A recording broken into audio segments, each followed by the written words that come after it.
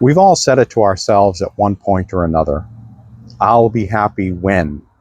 I'll be happy when I lose 10 pounds. I'll be happy when I get this job. I'll be happy when I'm in this relationship or when I'm out of a relationship. It's what I like to call the happiness trap. And in this video, we'll talk about what the happiness trap is and how to get out of it. So if this is your first time here, my name is Tony. Welcome. So the happiness trap to me is just simply means that you're delaying your happiness because of some set of circumstances that are going on in your life. And let me be clear before I even go any further that the happiness that I'm talking about is the happiness that we delay in our life because of everyday types of situations or circumstances. I'm not talking about people who are legitimately going through like real suffering. There are just things in a person's life that you can't solve or you can't wish away with trying to be happy or having happy thoughts. I'm not talking about the legitimate suffering that people go through on a daily basis. I'm talking more about the everyday type of situations, like, you want to lose weight, those type of things. And for me, saying I'll be happy when, it really became more of just something that I said to myself, but it became more of a way of life for me. My now ex-wife at the time, back in the day, used to call me Eeyore. And she wasn't wrong, because I could find a cloud to every silver lining. And it's really how I lived out my life. The happiness trap prevents us from feeling any kind of joy or any kind of enjoyment in our life, because we're just not where we want to be at any given time. And if we're a human living a human existence on an imperfect planet, our life is never going to be perfectly aligned to where we're not feeling some kind of stress, anxiety, something that just doesn't feel right. It's just part of life. But for me, I literally became unplugged from feeling any kind of sense of enjoyment, to the point where I couldn't even spend time with my kids when they were younger on a Sunday, just enjoying a day out apple picking or going to the movies or what have you, because I had to go to work on Monday. That was always in the back of my mind. Or I couldn't enjoy a family vacation because of something I had to come back to in my quote unquote real world 4 or 5 days later. It became just really, really pervasive, and it really affected every area of my life. And the thing is, with the I'll be happy when mentality, is when never arrives. There's always some other sort of benchmark, or we continue to move the goalposts once we get through one particular thing. And I'll just use it as something from my own experience as an example. Back in 2014, I was living in New England. It was end of January, early February, going through another New England winter. I was 50 at the time, had never lived outside of New England, and living in a very underinsulated house. And I remember thinking that I will be happy when I can be living in a place where I don't have to go to work in the cold. I'll be happy when I can take a cup of coffee from my back door, walk to the beach, and my coffee will still be hot. And I'll be happy when I can listen to the ocean waves at night through my back door.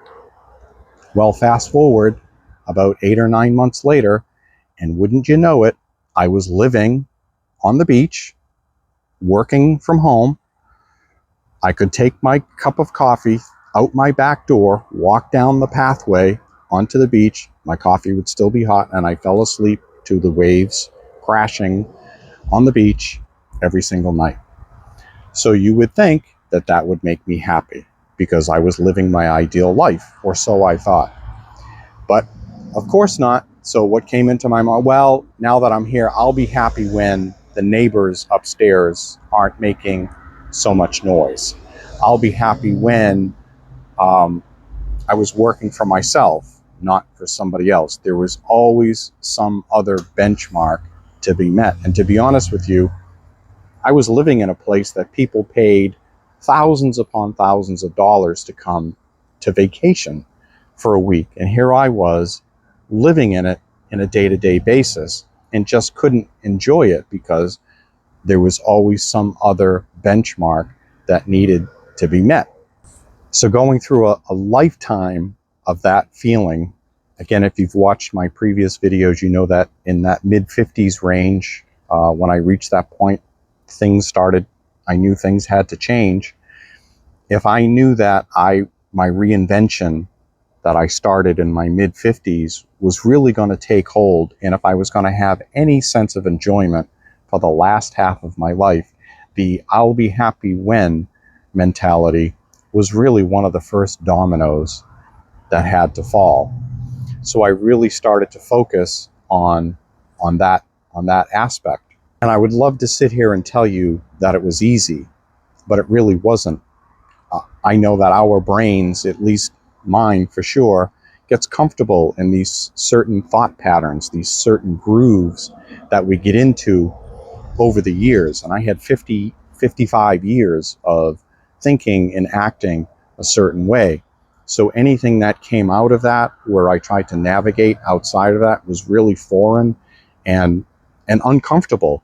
And it wasn't really a pleasant feeling. What I came to finally realize was that my happiness was not going to be found on the other side of my circumstances.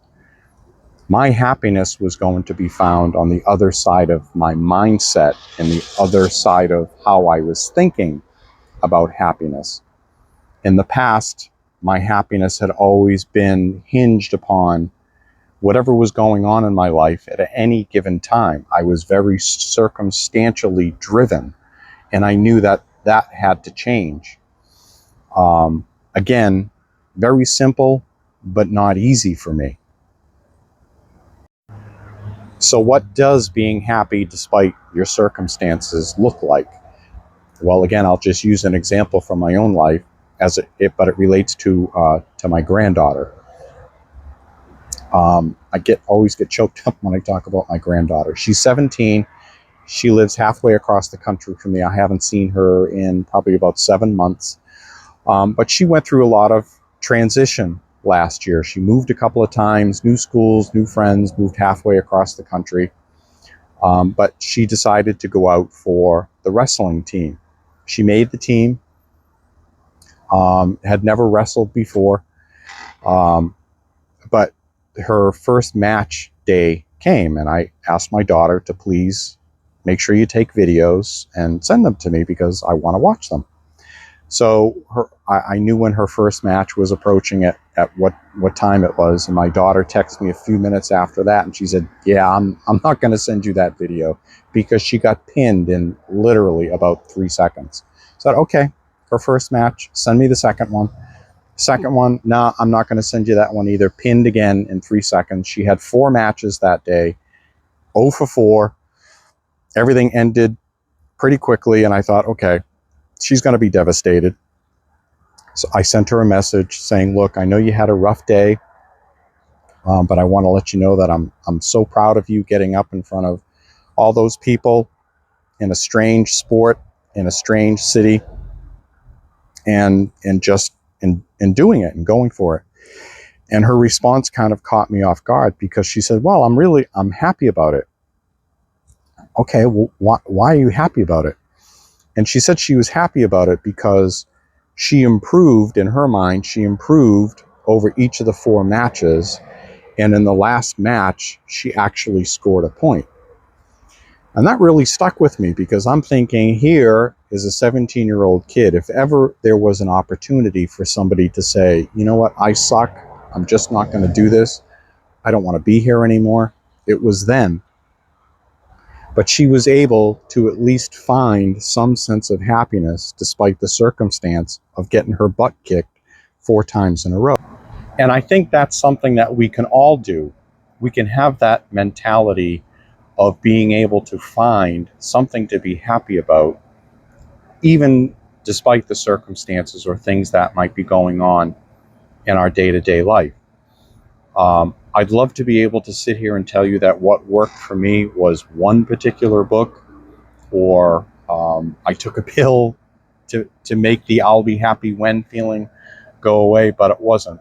It was really three things that I came to understand for myself that I think might help you as well. The first thing is I had to recognize that I had a choice.